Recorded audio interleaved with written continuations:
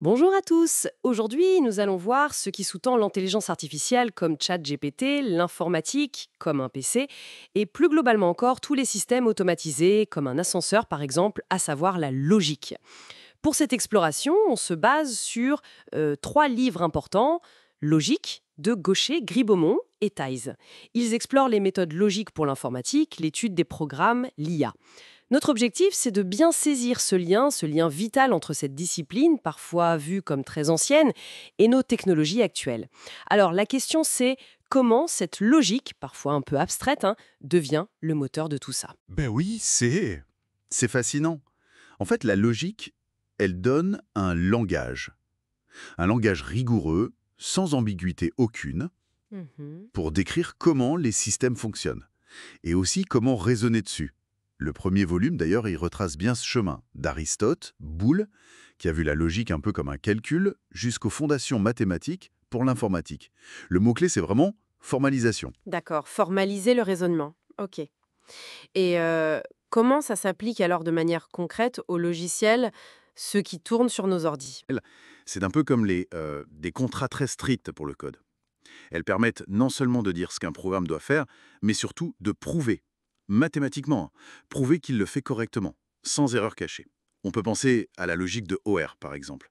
Et ça, c'est absolument fondamental pour la fiabilité, surtout pour les systèmes critiques. Ah oui, d'accord, une sorte de garantie, quoi, que le logiciel ne va pas dérailler. C'est ça, exactement. Essentiel, en effet. Et alors, pour l'intelligence artificielle, là, le raisonnement, il semble plus complexe, non? Comment la logique s'adapte? C'est tout le défi, oui. Et c'est ce qu'aborde le troisième volume. La logique classique, disons, elle a ses limites, face à l'incertitude, aux croyances ou même à l'évolution dans le temps. C'est là qu'interviennent d'autres logiques, plus sophistiquées. On les appelle les logiques modales.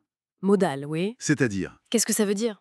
elles permettent de raisonner sur des notions comme ce qui est possible, ou au contraire nécessaire, ou encore ce qu'un agent, une IA, par exemple, sait ou croit, ou comment les choses évoluent avec le temps. Les sources donnent un exemple intéressant, le problème des trois conseillers. Là, c'est la logique modale dite épistémique, la logique de la connaissance, qui aide à déduire qui sait quoi parmi plusieurs personnes. Et ça, c'est crucial pour une IA, qui doit interagir ou planifier dans un monde qui est complexe, changeant. Ah oui, ça ouvre des perspectives assez fascinantes pour des machines qui doivent penser de façon plus nuancée, en fait. Absolument.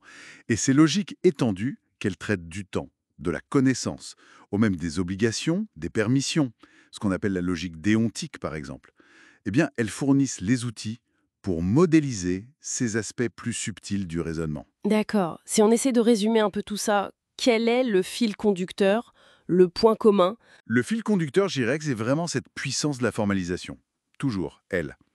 Qu'on parte d'axiomes de base, comme l'ont fait les grands logiciens au début du XXe siècle, Whitehead, Russell, ou qu'on essaye de modéliser plus directement comment nous, humains, on déduit les choses, la déduction naturelle, ou encore via des techniques de preuve bien spécifiques, comme les séquents ou les tableaux.